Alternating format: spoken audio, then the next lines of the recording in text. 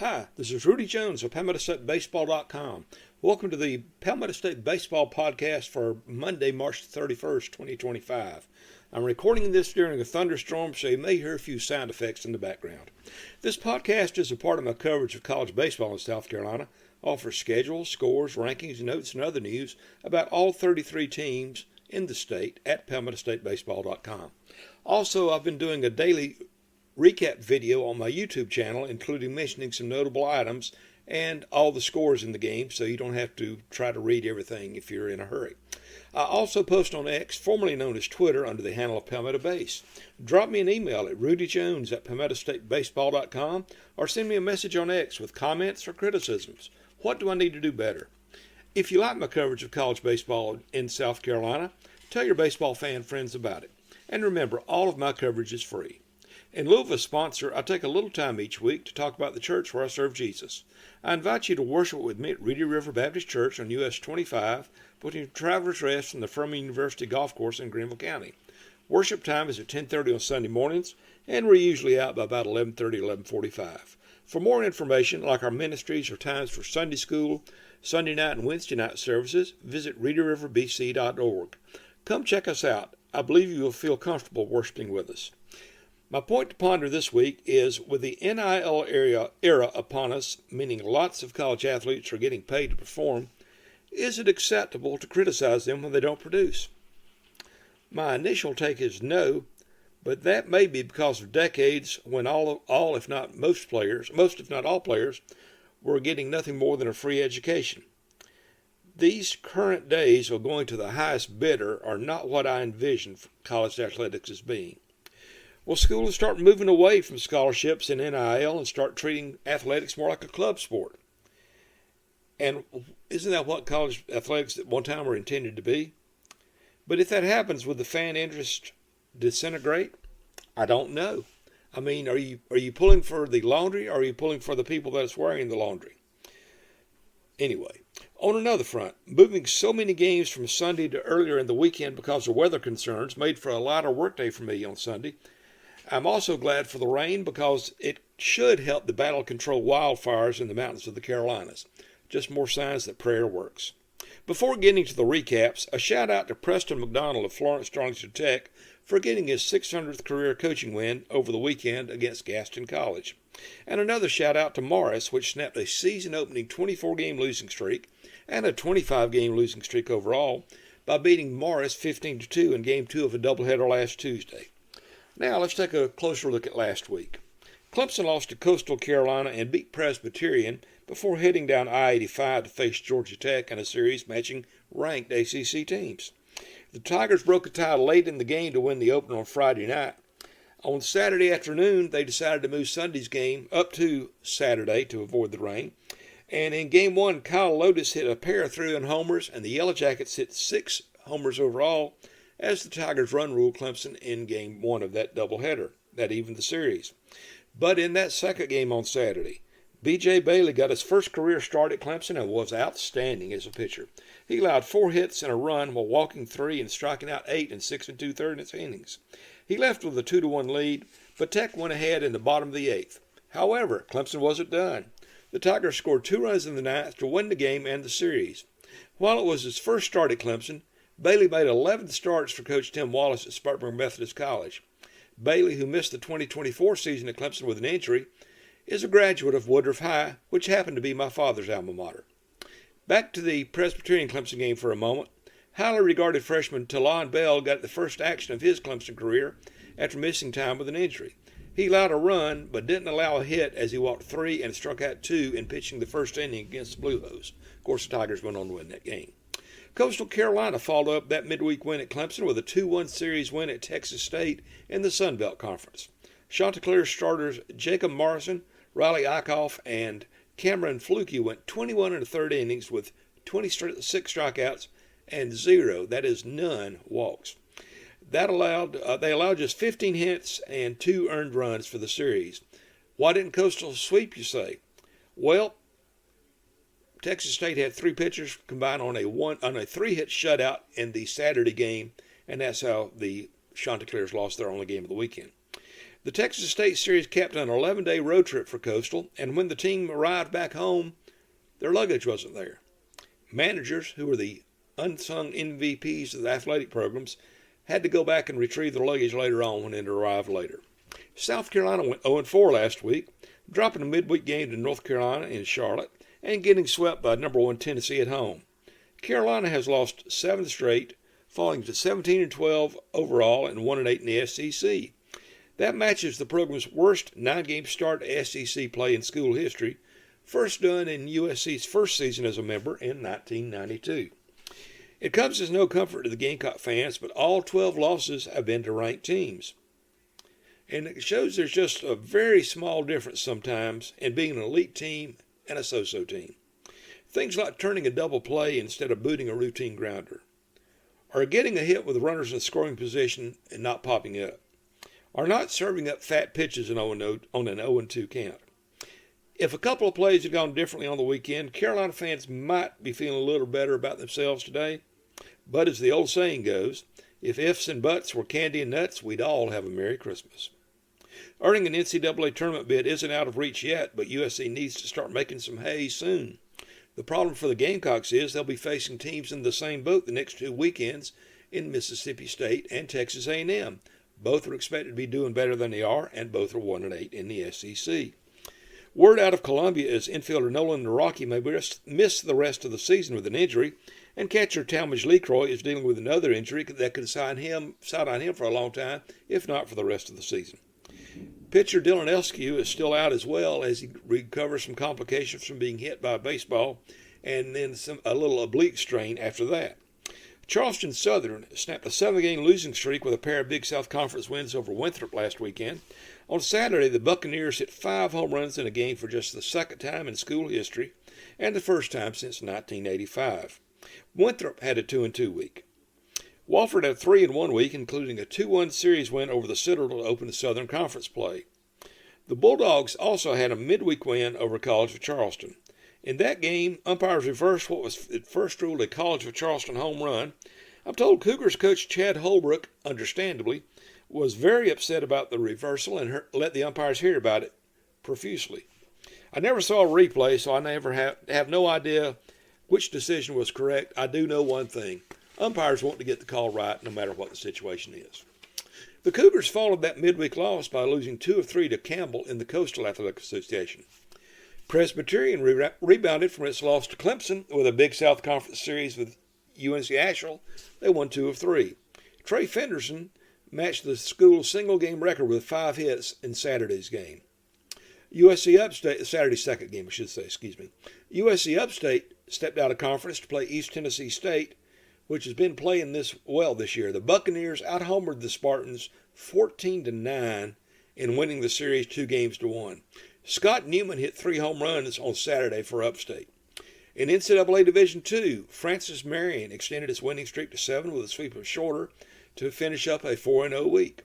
North Greenville went 5-0 last week, including a midweek win over Coker and a 3-game Conference Carolina sweep of Erskine.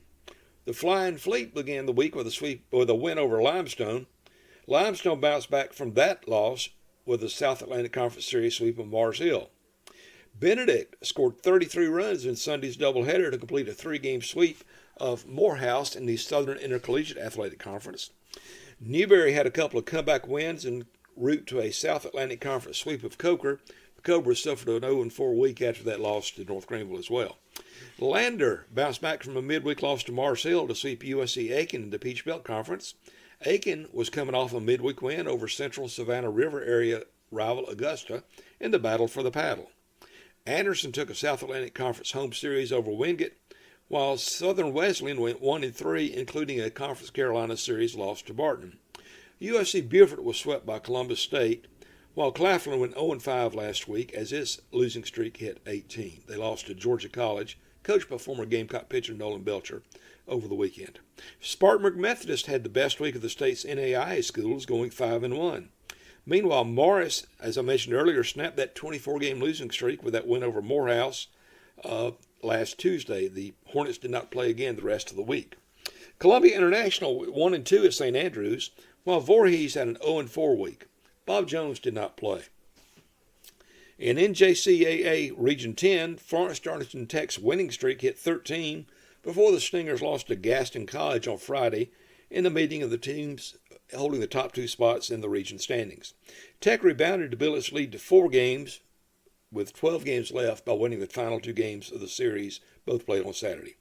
USC Sumter got some outstanding offensive weeks from Kevin McMeans and Hudson Moss to go 5-0 and extend its winning streak to 9, capped off by a 3-game sweep of USC Union. McMeans reached base by either a hit or a walk in the first 33 games of the season that went through Friday. I mentioned that to Fire Ants coach Tim Medlin in a text Friday night, and McMeans promptly failed to reach base in Game 1 on Saturday. Sorry, Kevin and Tim. USC Lancaster moved above 500 in Region 10 as it extended its winning streak to 7 by sweeping USC Salkehatchie. The Lancers are now 10-8 in the region play. Salkehatchie, unfortunately, has lost 22 straight games and is 1-33 for the season. My focus is on state schools, but I like to point out interesting tidbits from elsewhere as I find them. Liberty had to forfeit a game to Jacksonville State on Saturday when its Game 1 starting pitcher was not listed on the 27-player active roster for the weekend.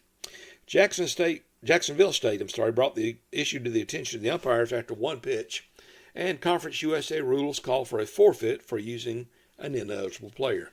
Game over. I'm sure Flames coach Bradley LeCroy, a Walhalla native and former player and assistant at Clemson, won't make that mistake again. In NAIA play, LSU Shreveport scored 94 runs in sweeping a 3-game series from Texas College. Now, I saw the score on Friday when they won 37-0 and didn't think a whole lot about it, except, hey, it's a lot of runs. But earlier today, I saw they also won the final 2 games of the series, 15-0, and on the final game, 42-4. Scored 94 runs. The Pilots had a 16-run first inning and a 15-run fourth inning in a single game. LSU Shreveport is 37-0 and ranked number 1 in the NAIA National Coaches Poll. As wild as those 2 tidbits are, check this one out. Have you ever seen 3 runs score on one wild pitch to end a game? That happened for Davenport on Saturday against Grand Valley.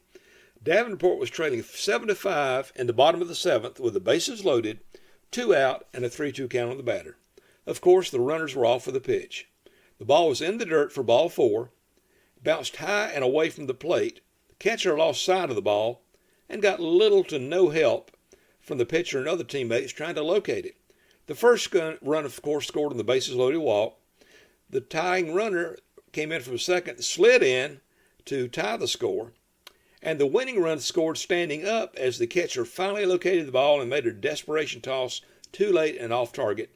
Davenport wins 8-7. I saw it on X. It's probably on YouTube. It's worth watching.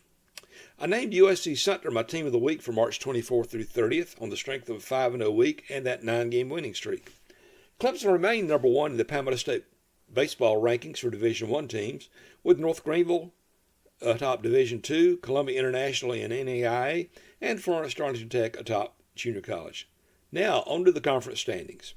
Clemson is 6-3 in the ACC. They're a game behind Florida State's 7-2 mark, and technically a half game behind Georgia Tech, which is at 8-4, although Tech and the Tigers have the same winning percentage as 667. In the SEC, South Carolina is in a 4-way tie for 12th place with an 1-8 mark. Arkansas, Georgia, Tennessee, and Texas all share first place at 8-1. In the Sun Belt, Coastal Carolina is in a tie for second place at 6-3. They're tied with Louisiana and Troy. Those 3 teams are 1 game behind Southern Miss, who is 7-2. In the Southern Conference, Wofford is in a 3-way tie for the lead with East Tennessee State and UNC Greensboro at 2-1. The Citadel and Mercer are tied for 4th with VMI at 3-3. In the Coastal Athletic Association, College of Charleston is 3-3 and tied for 6th place with Monmouth. Northeastern leads with a 5-1 mark. 4 teams are a game back at 4-2. High Point tops the Big South Conference with a 6-0 record, with Presbyterian in second place at 6-3. Winthrop and